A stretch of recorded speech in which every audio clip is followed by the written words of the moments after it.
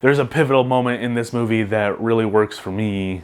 Oh, that's gonna me up, dude. Red Notice is the latest Netflix film to star Dwayne "The Rock" Johnson, Ryan Reynolds, and Gal Gadot, a trio that I never thought we'd ever see on screen at the same time, but we have gotten it now. And to be honest, this movie did come out this past Friday, but I was too busy worrying about Disney Plus Day, only to not make any videos beyond the Baymax trailer reaction that I didn't even enjoy. So we're going back to Netflix. It's about a movie that doesn't suck as much as they normally do for Netflix.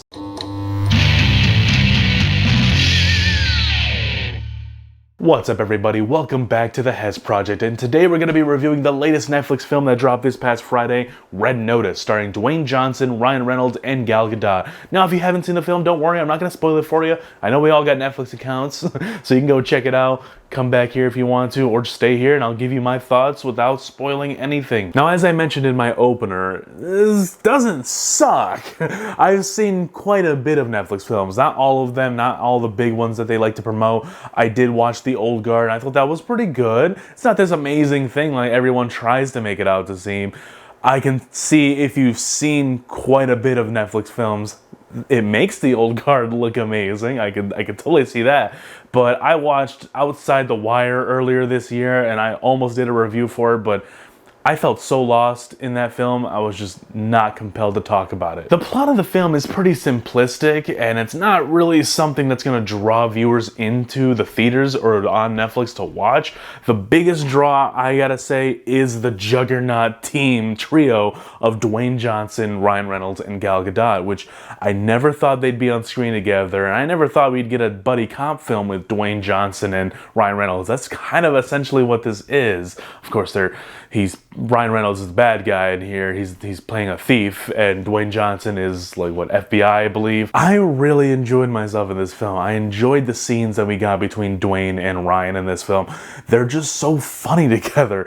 I think Dwayne Johnson does this best, teaming up with one other person that's really funny and really good at their craft and making a movie with them so that they can do back and forth scenes like this. He did it with Kevin Hart. Look, I find Kevin Hart kind of funny, so I liked seeing them two together. Not to say that I think the Jumanji films are like the greatest films of all time. They're not, but I enjoy them in those films. And in here, I really enjoy the duo of Dwayne Johnson and Ryan Reynolds. And I would love to see them again, maybe in a different film with slightly better writing. There's three Cleopatra's eggs that they want to collect, bring to a buyer at a wedding as a gift. I think, look, this plot is very inconsequential. It doesn't really matter, and the movie kind of makes that known. It's kind of weird. Like, they focus heavily on the relationship between Ryan and Dwayne. They focus on that and they rely on it.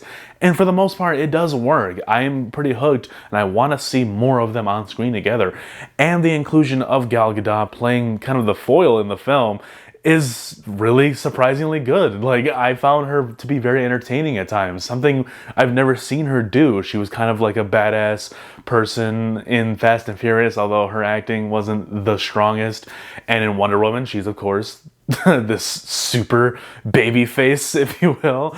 And in this movie, she's got that flip of the coin. She's the villain in here, and I think she pulled it off pretty well. She's not the most grand villain you'll ever see, but I think for what the film was going for, which was bare bone action movie, but with these awesome actors, I think she pulled it off and she did the best that she could with the script she was given. I give those three actors a lot of praise in this film because if it was anybody else, it's one of those films, guys, if it was anybody else in these three roles, I'd probably fall asleep in this film. I maybe dozed off for like a minute or two, actually, because the middle portion of it dragged, I think. It was just going on and on. They took forever to get from point A to point B. And as much as I enjoyed those dialogue exchanges between Ryan Reynolds and Dwayne Johnson, they never knew when to end the scene and just continue with the plot. It just felt like they were going in circles, saying the same stuff, but obviously with different material. It felt like they didn't know what to do and how to progress with the story. There's an entire prison sequence that takes up like a third of the film. Like, I didn't understand why they had to spend so much time in prison. They could have been in and out and made that like one segment of the film, not like a third. That's a key part of the film. And I don't know, it just fell flat for me, and I was kind of bored at times in this film. The action in here wasn't too bad. I liked the prison escape scene, and I liked the mine shaft scene when they were going on the mine carts. That was pretty fun, pretty entertaining, kind of reminiscent of the Indiana Jones Temple of Doom. I enjoyed it, but this film is pretty bare bones. There's nothing else to take away from it besides Dwayne, Ryan, and Gal Gadot's portrayals of the characters and how they interact with one another. There's really nothing else here. It's a pretty standard run-of-the-mill action flick to me. And I like action. If action's done well, you can repeat the same stuff. I might enjoy it, but I don't know, man. There wasn't an ounce of intrigue with this story. I don't care about Cleopatra's eggs.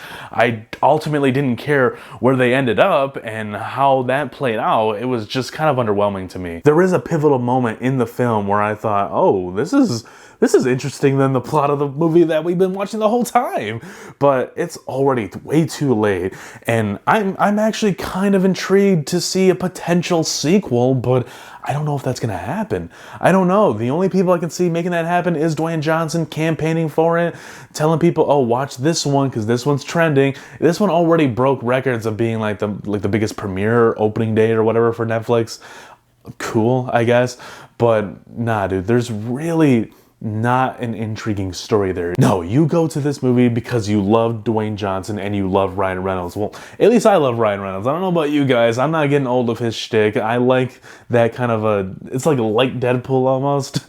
I liked it in Free Guy, and I really like it in here, but there's kind of a twist. He's playing kind of a villain-esque character where he's, you know, stealing artifacts and eggs. So that's an interesting little deviation. I like to see Ryan Reynolds at the forefront, not being a hero. I don't really consider Deadpool to be a hero. He's more like a, not anti-hero, more like a raunchy hero.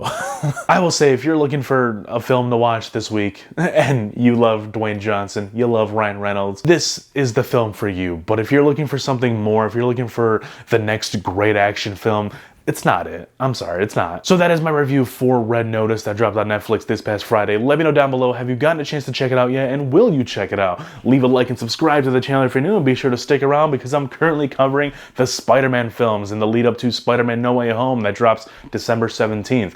Already did the Sam Raimi's trilogy, so you can go check those videos out. And now I'm doing the Mark Webb Amazing Spider-Man Duology. I think that's what it's called. The Amazing Spider-Man review is going to drop some point around this one. I'm not exactly sure which one comes first. Then the Amazing Spider-Man 2 next week, and then we're going to hop into the Tom Holland film. So a lot of content coming to the channel. You might want to stick around because there's always more to come.